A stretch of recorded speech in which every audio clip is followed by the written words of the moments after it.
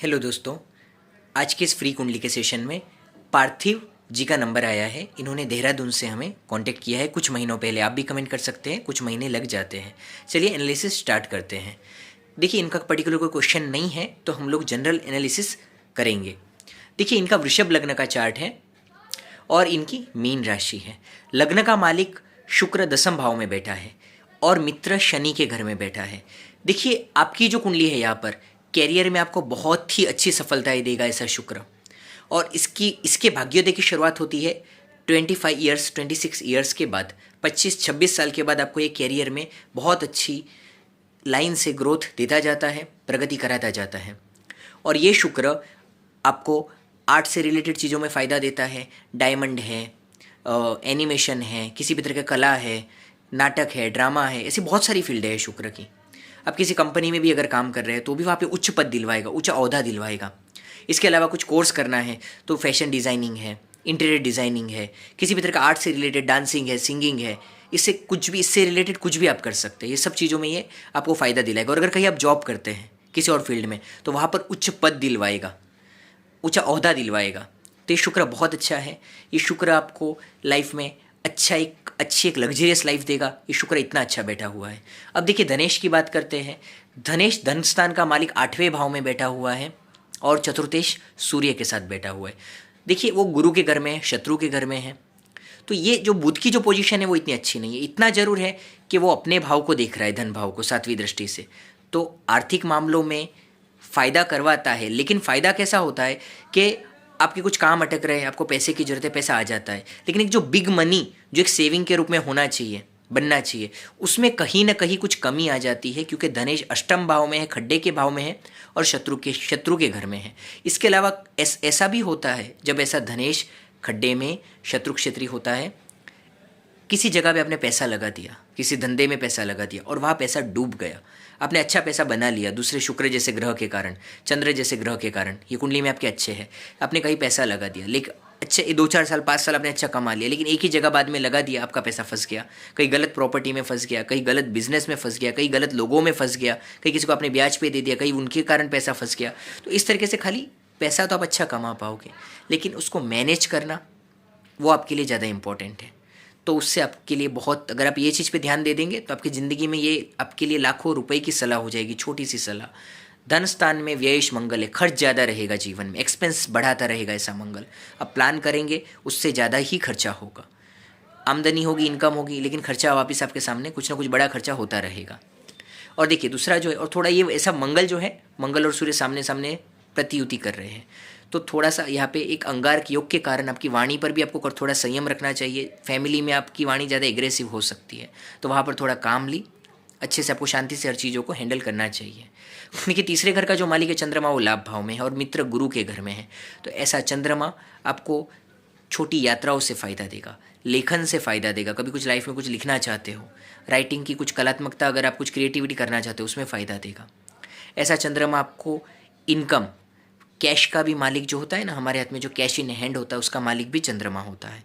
तो लाइफ में पैसा कमाने के लिए 11वें घर में चंद्रमा का होना एक बहुत ही अच्छा पॉजिटिव योग है आपके लिए। छोटी छोटी यात्राएं, छोटा छोटा पुरुषार्थ, छोटी छोटी मेहनत, तीसरा भाव बताता है। आप जो मेहनत करेंगे, हार्डवर्क करेंगे, उसके परिणाम आपके जीवन में आपको चंद्रमा के कारण अच्छे मिलते रहेंगे। माता से लाभ होगा, स्त्री जाति से लाभ होगा। चतुर्थ जो सूर्य है वो 8वें भाव में बैठे हुए हैं। अब वो मित्र के घर में है और मित्र बुध के साथ है। लेकिन देखिए, अष्टम भाव जो होता है कई बार देखिए दीर्घकालीन बीमारियों का होता है, और सूर्य का अष्टम भाव के साथ संबंध होता है। तो एक सर्टन एज के बाद हृदय संबंधी कुछ ब्लॉकेज है, कोलेस्ट्रॉल है, ऐसी कुछ चीज़ों का एक सर्टन एज के बाद आने की संभावनाएं बनती है। तब आपको उन चीज़ों के लिए आपको ध्यान रखना होगा। दूसरा, आपको कुछ मित्रों से भी सावधान रहना होगा, क्योंकि अभी आप जिन पे भरोसा करते हैं, आने वाले समय में उनके साथ मतभेद होकर उनके साथ संबंधों में खटास भी आ सकती है। तो अपने जो राज है, अपने जो सीक्रेट्स हैं, या ब्लाइंडली सबके साथ शेयर भी ना करें और ब्लाइंडली किसी पर ट्रस्ट भी नहीं करना है। बाकी ओवरऑल में आपके लिए फ्रेंड्स से भी अच्छा है, लेकिन इस जनरल जो है, जनरल सावधानियां हैं यहाँ पर। इसके अलावा आपको अगर देखेंगे तो यहाँ पे बुधादित्य योग है अष्टम भाव में, तो इसके कारण शार्प बुद्धि होगी, तेज दिमाग होगा, शॉर्ट टेम्पर इसके कारण भी थोड़ा स्वभाव में आता है। पढ़ने से भी आपको फ़ायदा होगा, क्योंकि सूर्य बुध की जो युति होती है इंसान बुद्धि से संबंधित जो कार्य करता है, पढ़ने के काम करता है, उससे उसे फायदा होता है। अब देखिए पंचम भाव का जो मालिक है वो भी यहाँ पे बुध है, अष्टम भाव में है, तो बुद्धि तीक्ष्ण करता है क्योंकि सूर्य के साथ है। और अष्टम भाव का बुध विलक्षण बुद्धि देता है, कमाल की बुद्धि देता है। दूसरों से, चाहे वो मैथ्स हो, कैलकुलेशन हो या दूसरी कोई चीज़ें हो, ऐसे लोगों का दिमाग बहुत ज़्यादा तेज चलता है। तो ये चीज़ें आपके लिए फ़ायदेमंद है। छठे भाव का जो रोग का मालिक है वो शुक्र है। छठे भाव नौकरी का भी है, उसका भी मालिक शुक्र है, वो 10वें भाव में बलवान है। तो देखिए रोगों से भी इम्यूनिटी बढ़ाता है, वो लड़ने में मदद करता है। और अगर जॉब या ऐसी किसी फील्ड में जाते हैं तो वहाँ पे तो वो और भी ज़्यादा आपको बूस्ट करने के लिए ऐसा शुक्र मदद कर रहा है। इतना है कि 7वें घर में जो राहु है वो नीच का है और पहले भाव में लग्न में केतु नीच का है। राहु केतु दोनों ही नीच के हो रहे हैं। देखिए 2 राशियों में राहु केतु नीच के होते हैं, तो ये दूसरी राशि में नीच का हो रहा है। तो ये राहु केतु क्या करेगा, एक तो ये राहु मैरिज में डिले करवाएगा। 7वें भाव में राहु होता है, मैरिज में डिले करवाता है, उसमें भी नीच का है। तो कई बार ऐसे में दूसरी कास्ट में भी शादी होने की संभावनाएं होती है ऐसे राहु में। लेकिन ये राहु नीच का होने की वजह से लेट तो करवाएगा ही, लेकिन उसके अलावा कुछ मैरिज लाइफ में इशू भी दे सकता है। तो वो आपको खास ध्यान रखना होगा क्योंकि वो नीच का है। दूसरा लग्न में केतु नीच का है और अभी आपको 19 जनवरी 22 से 19 जनवरी 2029 तक, यानी अब 24, 25, 26, 27, 28, 29, यानी अगले जो 6 साल है वो आपको केतु की ही दशा चलने वाली है। और ये केतु भी आपके लग्न में नीच का है, नीच के ग्रह की दशा है। तो इसके उपाय आपको खास करके करने पड़ेंगे, नहीं तो ये आपकी प्रगति में बहुत बाधाएं डालेगा। हेल्थ के इश्यूज आएंगे, जितना काम अच्छा करोगे उतना आपको रिस्पेक्ट या क्रेडिट ऐसा केतु मिलने नहीं देगा।